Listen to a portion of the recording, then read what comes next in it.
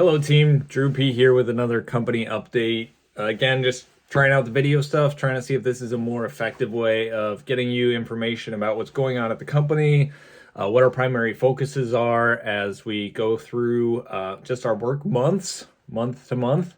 We are now on January 31st, so through the first month of the year, which was interesting.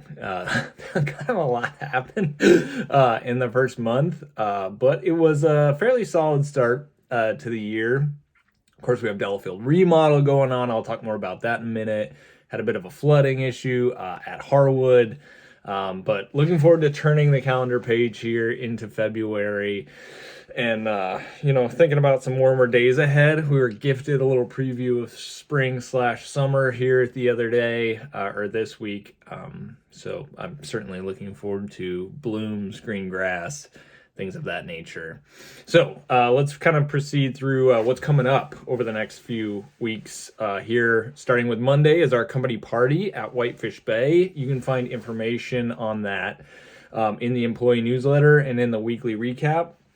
So, as usual, when we host these parties, we try to minimize what's required from, the teams who work in the spaces. The teams and people team really does most of the work. So that's me, Karen, Celeste, Eva, Rachel, when she's not on maternity leave, and Haley, doing the planning, setup, serving, and tear down for those. So I'll be tending bar, and I'm excited to host you all there at Whitefish Bay. And thank you to some of the team members from the Whitefish Bay Cafe who are helping us set up and tear down.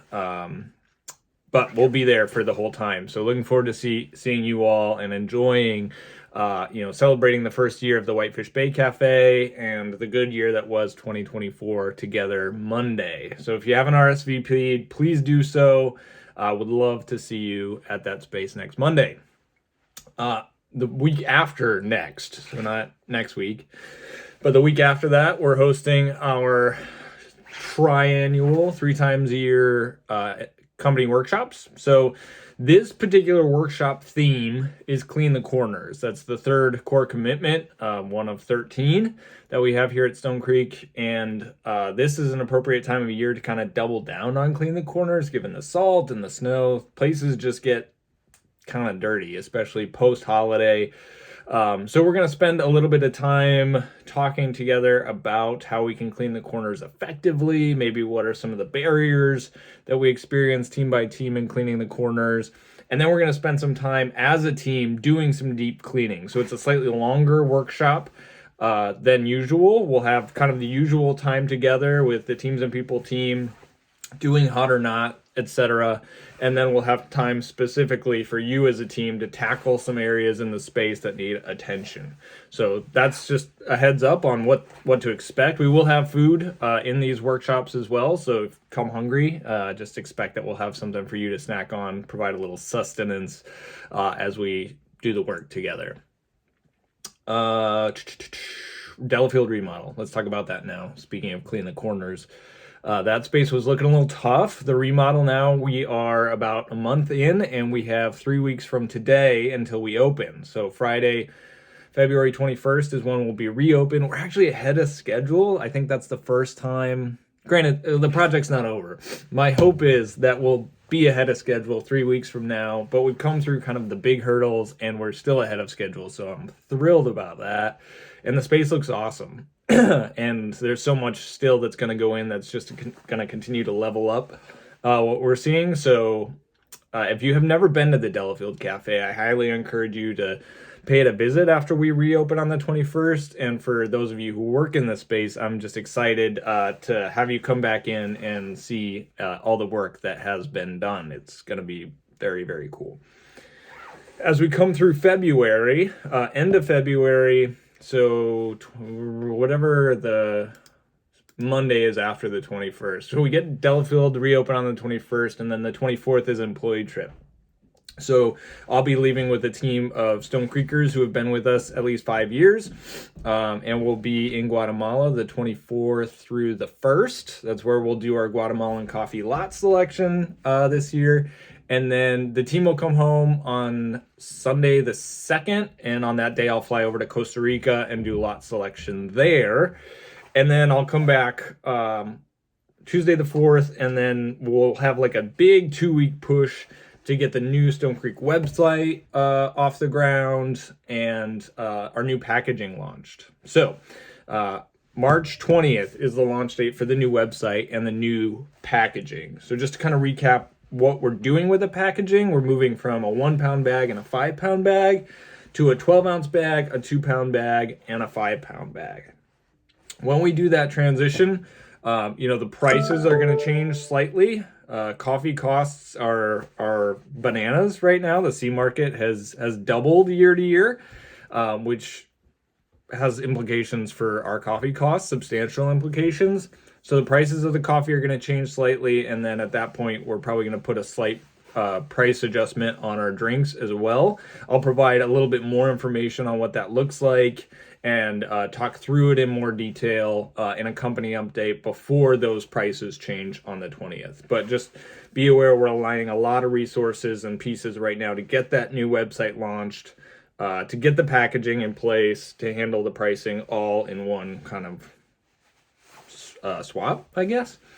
If you have any questions, don't hesitate to reach out to me at any time. But like I said, we'll be delivering more information on that as we get a little bit closer, so everybody's fully up to speed, knows what's going on, and hopefully anticipate any customer questions or feedback you might get.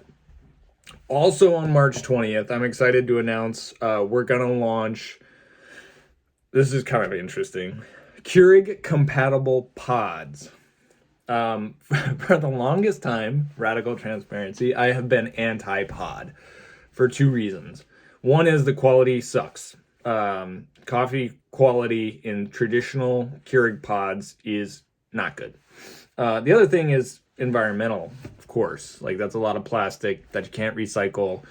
So a lot of plastic just going into landfills and staying for next to eternity. But we are working with a fairly new pod manufacturer that are using proprietary grinding technology that allows us to put like 70% more coffee into the pod. So we end up with 16 grams in the pod, which works kind of perfectly for a 10-ounce brew. So the coffee quality that we're getting out of these pods is amazing for a pod product. Like, I was doing TDS testing with these, and we're getting like 1.4 TDS, which is right where we expect our batch brew in our cafes to be. I was really, really, really impressed with the quality. So that's number one, why I'm okay doing these pods. Number two being that these are commercially compostable pods. Now that means that they're not home compostable, so that's a bummer. But they can be composted in certain commercial composting facilities. Now, each community is going to need to, like, each person's going to need to check with their community to see where they can compost or where they need to deliver these.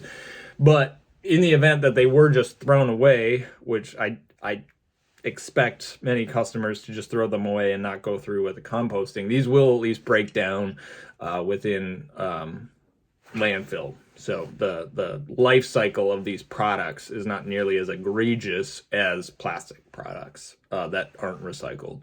So those are the 2 reasons why I'm excited about this pod project.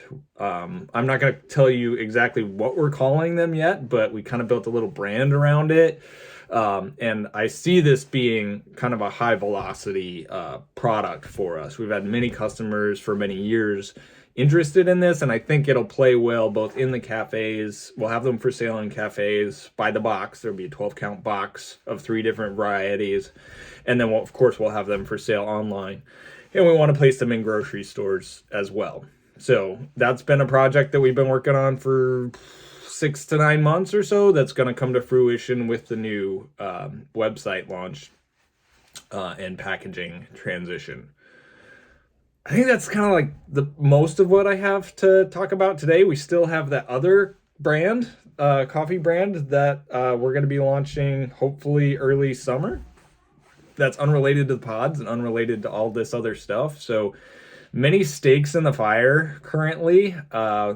Some days has felt like the water level's kind of up to here. That's going to happen. It was kind of in the models. We figured let's send it this winter. Let's do a lot of work.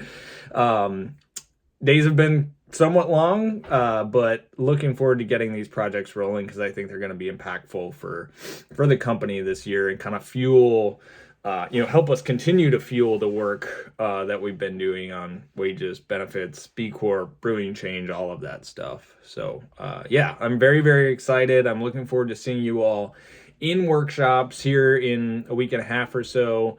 Please be prepared for your feedback on how we might clean the corners more effectively in the spaces. What are things you need, tools you need, time you need, etc. Like that's where we want to deep dive together.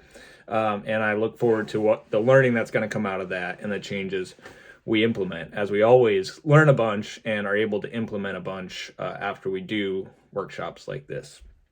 One other thing real quick that I feel like is worth kind of talking about. I wrote in, well, two things, I guess.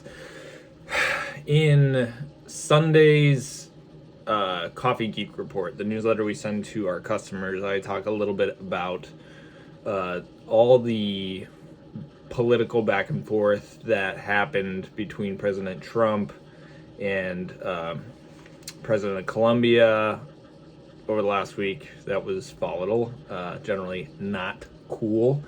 One other thing in the news right now is a lot of companies pulling back on their DEI initiatives, diversity, equity, and inclusion. Y'all have heard about it.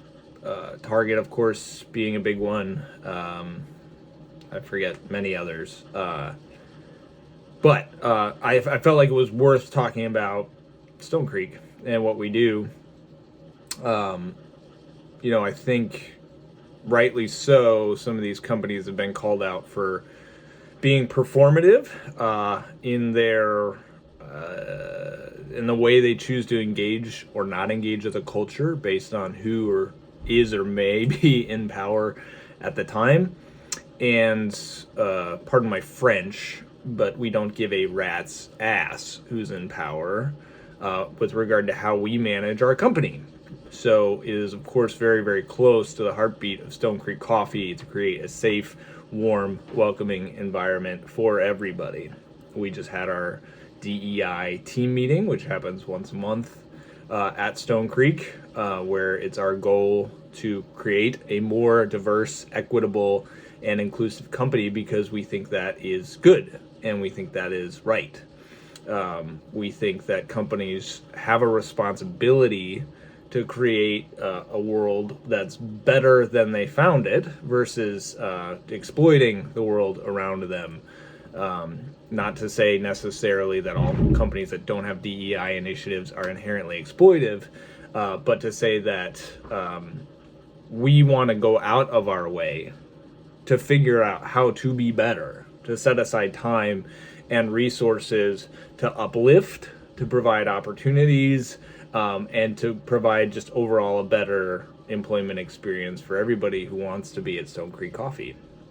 So, all that to say is you don't have to worry about Stone Creek pulling the plug on our DEI initiatives.